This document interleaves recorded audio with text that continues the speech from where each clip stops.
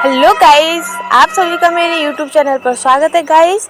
तो आज जो हमने अपनी श्रृंखला चला रखी है CDP की, जिसमें हमने टारगेट रखा है 30/30। किसका टारगेट रखा है? 30/30, यानी कि 30 में से 30 नंबर का जो टारगेट रखा है उसे हम कंप्लीट करेंगे। ठीक है गाइस। तो जो हमारे जितने भी एग्जाम है, टेट संबंधी एग्जाम, यानी कि जितने भी हमारे CTET, सुपर टेट और जितने भी टीचिंग एग्जाम है, उन सभी के लिए बाल मनोविज्ञान है, बाल विकास अध्ययन है, उसमें ये क्वेश्चन हमारे प्रीवियस ईयर में आए हुए हैं और आने की संभावना है। हम वही क्वेश्चनों को सॉल्व करेंगे। इधर उधर की बात ना करते हुए हम डायरेक्ट अपने क्वेश्चन आंसर पर चलेंगे गाइस। तो चलिए हम स्टार्ट करते हैं। इसका हमारा पहला क्वेश्चन है तो चलिए हम स्टार्ट करते हैं। इसमें हमारा पहला क्वेश्चन है, हम इधर उधर की बात ना करते हुए अपने क्वेश्चन पर आते हैं। तो हमारा पहला क्वेश्चन है, तो दोस्तों हम अपनी CDP की श्रृंखला को आगे बढ़ाते हैं। इसमें हमारा पहला क्वेश्चन है कि अपनी कक्षा के वैयक्तिक विभिन्नताओं से निपटने के लिए एक शिक्षक को चाहिए कि वह बच्चों को उनके अंकों के आधार पर अलग अलग कर उनको नामित करे, या शिक्षण को आकलन के समान और मानक तरीकों हों,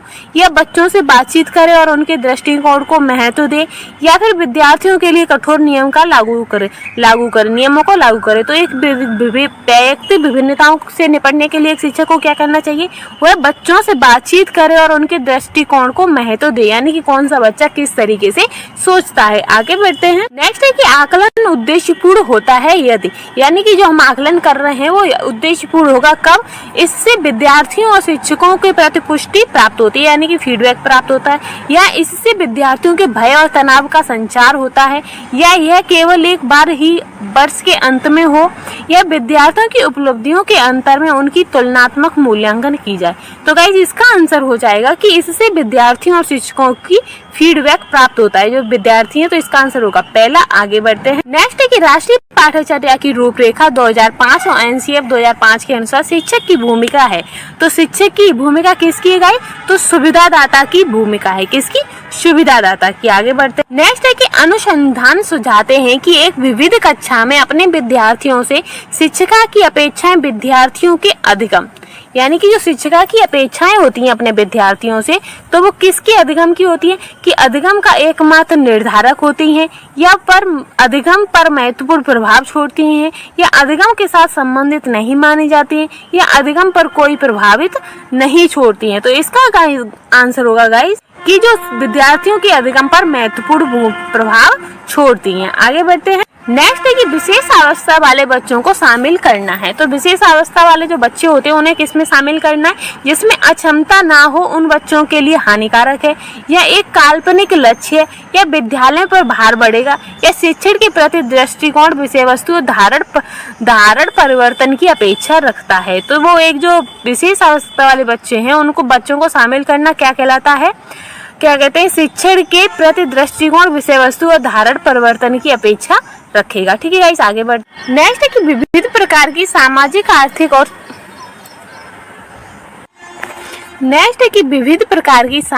आर्थिक और सांस्कृतिक पृष्ठभूमि के बच्चों के युक्त कक्षा सभी विद्यार्थियों के अधिगम अनुभवों को बढ़ाती है। तो यह कथन हमें किस चीज की शिक्षा दे रहा है?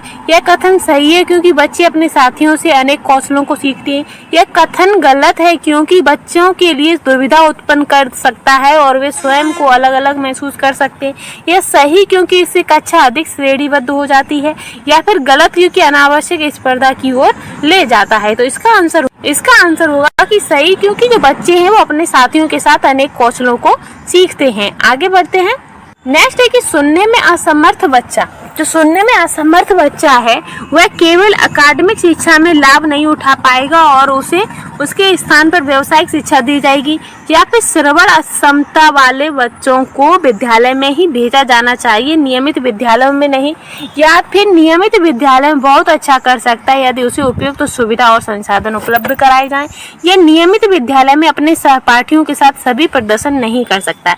तो हमें क्या करना चाहिए? जो बच्चे कम सुन पाते हैं तो उन्हें हमें नियमित विद्यालय में भेजना चाहिए ताकि वह बहुत अच्छा कर सकता है, और अगर उसे उपयुक्त सुविधा और संसाधन उपलब्ध कराए जाए तो वह वाकई में बहुत अच्छा कर सकता है। तो इसका आंसर हो जाएगा तीसरा। आगे बढ़ते हैं। नेक्स्ट है कि निम्नलिखित में से कौन सी विशेषताएं प्रतिभावान शिक्षार्थी की हैं। तो इनमें से वो कौन सी विशेषताएं हैं जो प्रतिभावान शिक्षार्थियों की गाइस। तो पहला है कि यदि कक्षा की गतिविधियां अधिक चुनौतीपूर्ण नहीं होती हैं तो वह कम प्रेरित अनुभव करता है और ऊब जाता है, और वह अप्रभावक और कुंठित हो जाता है, या वह बहुत ही तुनक मिजाज हो जाता है, या वह रस्मी व्यवहार करता है जैसे हाथ थपथपाना या डालना। तो इसका आंसर क्या होगा गाइस। तो इसका आंसर होगा कि जो प्रतिभावान बच्चे होते हैं उनकी क्या होता है कि वो कक्षा की गतिविधियों में अधिक चुनौतीपूर्ण नहीं होती हैं तो वह कम प्रेरित अनुभव और ऊब जाता है। यानी कि बच्चे जो प्रतिभावान होते हैं उन्हें अगर क्लास में जो उनका वो जो पढ़ाया जा रहा है वो उनके मतलब का और उनके लेवल का नहीं है तो वो बहुत जल्दी ऊब जाते हैं। आगे बढ़ते हैं। नेक्स्ट है कि एक शिक्षिका अपनी प्राथमिक कक्षा में प्रभावी अधिगम को बढ़ा सकती है। कैसे? ड्रिल और अभ्यास के द्वारा, या अधिगम में छोटी छोटी उपलब्धियों के लिए पुरस्कार देकर, या अपने विद्यार्थियों में प्रतियोगिताओं को प्रोत्साहित देकर, या विषय वस्तु को विद्यार्थियों के जीवन के साथ संबंधित कर। तो हमारे एनसीएफ में भी बताया गया है कि जो विषय वस्तु है उसे विद्यार्थियों के जीवन के साथ संबंधित करके हम अधिगम को अधिक प्रभावी बना सकते हैं। तो इसका आंसर हो जाएगा चौथा। आगे बढ़ते हैं। नेक्स्ट है कि बच्चों के बारे में निम्नलिखित कथनों में से कौन से सही हैं। तो इनमें से कौन सा है जो बच्चों के बारे में सही है कि बच्चे जानकारी के निष्क्रिय प्राप्त करता है। जो बच्चे हैं वो जानकारी के निष्क्रिय प्राप्त करता है,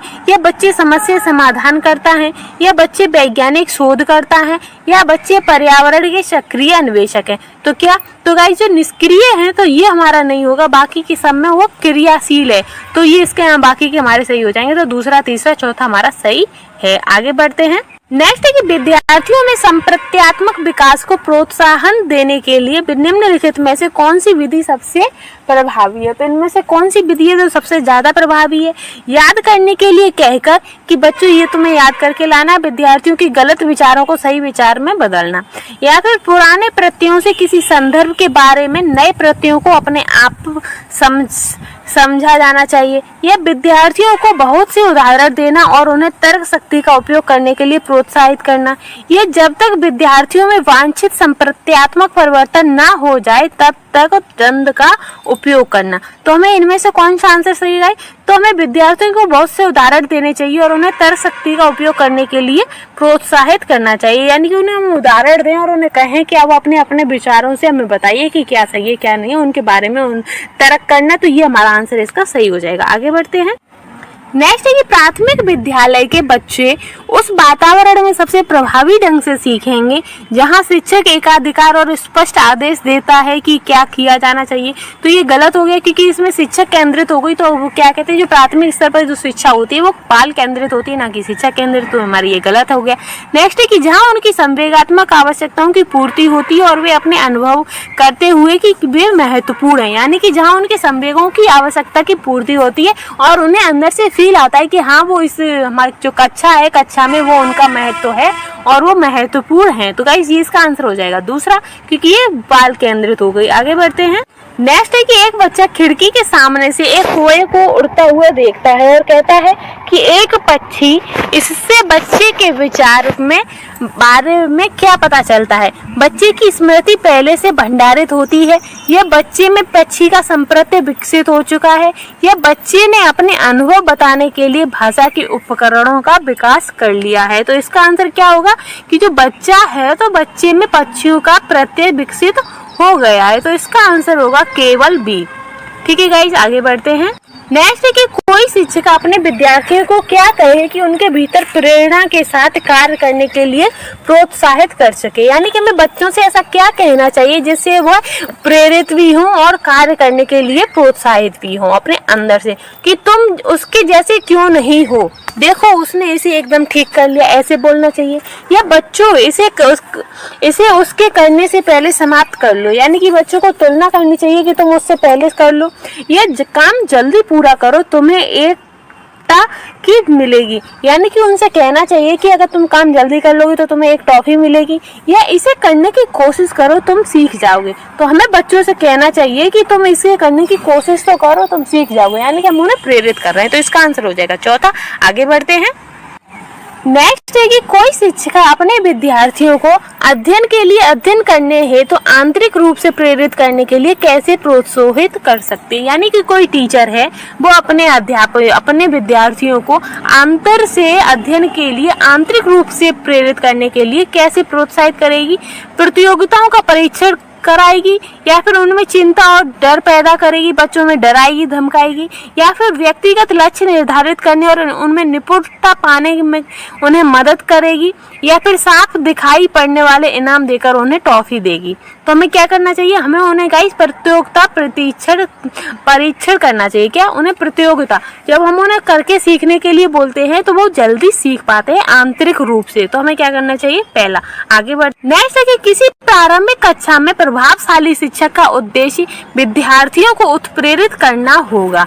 तो कैसे उत्प्रेरित करना होगा कि रटकर ये तो हमारा पहले ही निगेटिव हो गया। फिर है कि सीखने के लिए जिसमें वे जिज्ञासु बने और सीखने के लिए सीखना पसंद करें, तो ये सही है। फिर है कि दंडात्मक, तो ये भी निगेटिव हो गया। ऐसे काम करने के लिए जिससे परीक्षा के अंक में, तो ये भी गलत हो गया। तो इसका आंसर होगा गाइस कि ये वाला, कि हमें जिज्ञासु बनना चाहिए और सीखना उन्हें पसंद आना चाहिए। बल्कि जो हमारी एनसीईआरटी 2005 है गाइस, 2005 है, तो उसमें हमें रटकर याद करना ये भी हमें गलत बताया, और बच्चों को दंड देना ये भी गलत, और अंकों पर जोर देना ये भी गलत बताया है। तो इसका आंसर हो जाएगा दूसरा। आगे बढ़। नेक्स्ट है कि निम्नलिखित में से कौन सा उदाहरण प्रभावशाली विद्यालय की प्रथा है। इनमें से कौन सा उदाहरण जो कि प्रभावशाली विद्यालय की प्रथा है। एक शारीरिक दंड, यानी कि बच्चों को शारीरिक दंड देना, तो ये निगेटिव हो गया। तुरंत तुलनात्मक मूल्यांकन करना, ये भी गलत है। व्यक्ति सापेक्ष अधिगम, तो ये सही है। फिर है कि प्रतियोगितात्मक कक्षा, तो नहीं, व्यक्ति सापेक्ष अधिगम, यानी कि प्रत्येक व्यक्ति के हिसाब से क्या कहते हैं, अधिगम कराना ही प्रभावशाली विद्यालय की प्रथा होती है। आगे बढ़। नेक्स्ट है कि विकास का शिखर पदाभिमुख दिशा सिद्धांत व्याख्या करता है कि विकास इस प्रकार आगे बढ़ेगा। जो सिर पदामुख जो दिशा सिद्धांत है गाइस, वो विकास को, जो हमारा विकास है उसे कैसे बताता है कि भिन्न से एकीकृत कार्य की ओर बढ़ेगा, या सामान्य से विशिष्ट की ओर बढ़ेगा, या सिर से पैर की ओर बढ़ेगा, या ग्रामीण से शहर की ओर। तो इसका आंसर हो जाएगा जो सिर पदामुख है गाइस, तो सिर और पद, यानी कि सिर और पैर। तो इसका आंसर क्या हो जाएगा, सी। आगे बढ़ते। नेक्स्ट है कि भाषा विकास के लिए सबसे संवेदनशील समय निम्नलिखित में से कौन सा है। तो इनमें से वह कौन है जो कि भाषा विकास के लिए सबसे संवेदनशील समय होता है। बचपन होता है, मध्य बचपन का समय, या जन्म पूर्व का समय, या वयस्कता, या प्रारंभिक बचपन का समय। तो इसका आंसर क्या होगा गाइस, इसका आंसर होगा जो बच्चे का प्रारंभिक बचपन का समय होता है गाइस, वो उनकी भाषा विकास के लिए बहुत ही संवेदनशील समय होता है। उसमें ही बच्चे बहुत जल्दी अनुकरण कर लेते हैं कि किससे क्या कहना है, क्या नहीं कहना, हमें कैसे सीखना है। और बच्चों की ज़्यादातर जो नैतिक शिक्षा होती है गाइस, वो घर से ही और घर के माहौल से, और क्या कहते हैं, उनके प्रारंभिक बचपन में ही प्रारंभ हो जाती है। तो इसका आंसर हो जाएगा चौथा। आगे बढ़ते। नेक्स्ट है कि एक 6 वर्ष की लड़की खेल कूद में असाधारण योग्यता का प्रदर्शन करती है। उसके माता पिता दोनों ही खिलाड़ी हैं। उसे नित्य प्रशिक्षण प्राप्त करने भेजते हैं और सप्तांत में उसे प्रशिक्षण देते हैं। बहुत संभव है कि उसकी क्षमताएं निम्नलिखित दोनों के बीच परस्पर प्रतिक्रिया का परिणाम होंगी। यानी कि उसके माता पिता भी खिलाड़ी हैं और उसका नृत्य प्रशिक्षण भी प्राप्त करवा रहे हैं, यानी कि उसे डेली उसे प्रैक्टिस के लिए भी भेजते हैं, और हफ्ते के एंड में, अपने सप्ताह के अंत में उसे खुद प्रशिक्षण देते। तो क्या होगा, जो प्रक्रिया का परिणाम होगी, क्या वृद्धि और विकास का है, या आनुवांशिक और पर्यावरण का है, या स्वास्थ्य और प्रशिक्षण का उदाहरण है, या अनुशासन और पौष्टिकता। तो गाइस ये आनुवांशिक हो गया, उसके माता पिता भी खिलाड़ी हैं, और पर्यावरण यानी कि उसे प्रशिक्षण के लिए भेजते हैं। तो इसका आंसर हो जाएगा दूसरा। आगे बढ़ते हैं। नेक्स्ट है कि निम्नलिखित में से कौन सा सामाजिकरण के गौड़ वाहक हो सकते हैं। तो इनमें से वह कौन है जो कि सामाजिकरण के गौड़ वाहक है। तो विद्यालय और आस पड़ोस, या परिवार और आस पड़ोस, या विद्यालय और निकटतम परिवार के सदस्य। तो इसका गौड़ में होगा गाइस, विद्यालय और निकटतम परिवार के सदस्य सामाजिकरण के गौड़ वाहक हो सकते हैं। आगे बढ़ते हैं। नेक्स्ट है कि भाषा विकास के लिए सबसे संवेदनशील है। तो सबसे संवेदनशील काल कौन सा होता है गाइस, तो वो होता है प्रारंभिक बचपन का समय। आगे बढ़। नेक्स्ट है कि लेव बायोस्की के अनुसार संज्ञानात्मक विकास का मूल कारण है।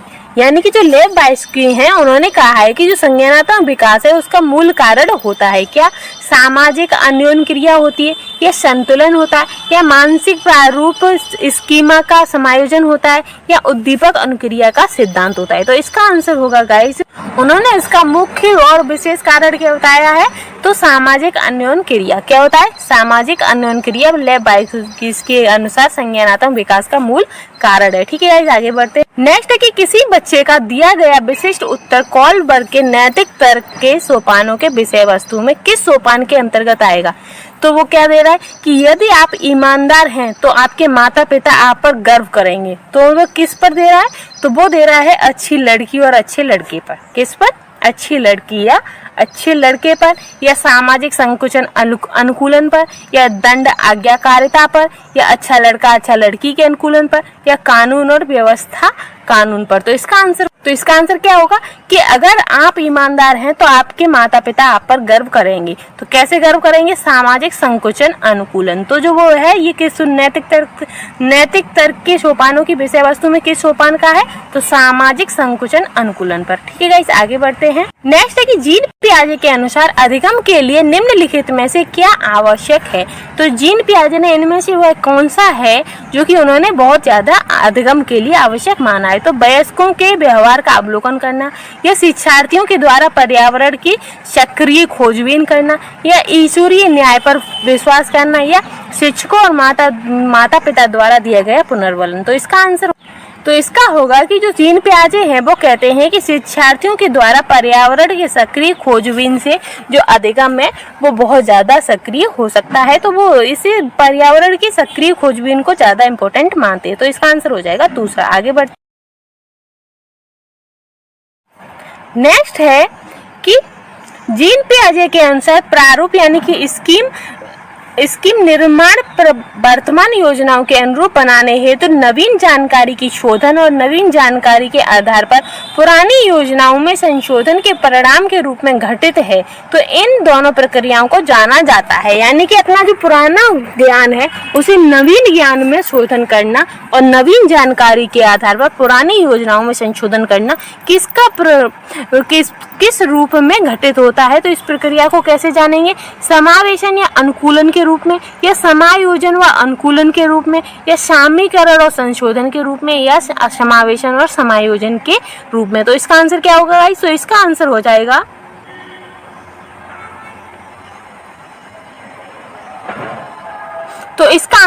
कि जो हमारा समावेशन है गाइस वो हम कैसे देखेंगे? समावेशन और समायोजन के रूप में इन दोनों प्रक्रियाओं को जाना जाए। कैसे? समावेशन और समायोजन के रूप में। आगे तो नेक्स्ट क्वेश्चन है कि किसी प्रगतिशील कक्षा की व्यवस्था में शिक्षक ऐसे वातावरण को उपलब्ध कराकर अधिगम को सुगम बनाता है। कैसे? नियामक कर या खोज को प्रोत्साहन देकर, या समावेशन को हतोत्साहित कर, या आवृत्ति को बढ़ाकर। जो आवृत्ति होती है यानी कि आपने देखा होगा कि छोटी छोटी क्लासें होती हैं उनमें बच्चों को जो ABCD हुई, फलों के नाम हुए, फ्रूट्स नेम हुए, पोएम हुई, उन्हें बार बार एक ही पोएम को हर बच्चे से बुलवाएंगे। यानी कि एक दिन में वो एक क्लास में वो जैसे उन्होंने ABCD बच्चों को पढ़ाना है तो बार बार प्रत्येक बच्चे से ABCD ही बुलवाएंगे। तो क्या कर रहे हैं? वो आवृत्ति करवा रहे हैं बार बार उसी चीज को। तो क्या कहते हैं, इससे जो बच्चे होते हैं वो एक ही चीज को जब बार बार किसी चीज को करते हैं तो वो जल्दी सीख जाते हैं और सुगम हम जो अधिगम होता है वो सुगम बनता है। तो इसका आंसर हो जाएगा आवृत्ति को बढ़ाकर। आगे बढ़ते हैं। नेक्स्ट है कि हार्वर्ड गार्डनर का बहुबुद्धि सिद्धांत सुझाता है कि जो हार्वर्ड गार्डनर है गाइस उनका बहुबुद्धि सिद्धांत क्या सुझाता है कि बुद्धि केवल बुद्धि लब्धि परीक्षा से ही निर्धारित की जा सकती है। यह हर बच्चे को प्रत्येक विषय 8 भिन्न तरीकों से पढ़ाया जाना चाहिए ताकि सभी बुद्धियां विकसित हो सकें। या शिक्षक को चाहिए कि विषय वस्तु का वैकल्पिक विधियों से पढ़ाने के लिए बुद्धि लब्धियों को एक रूपरेखा की तरह ग्रहण करें। यह क्षमता भाग्य और एक अवधि के भीतर नहीं बदली जा सकती। तो इसका आंसर होगा कि जो शिक्षक है उसे चाहिए कि विषय वस्तु की वैकल्पिक विधियों से पढ़ाना चाहिए ताकि बहुविधियों की रूपरेखा की तरह ग्रहण करे। तो इसका आंसर क्या हो गया? सी।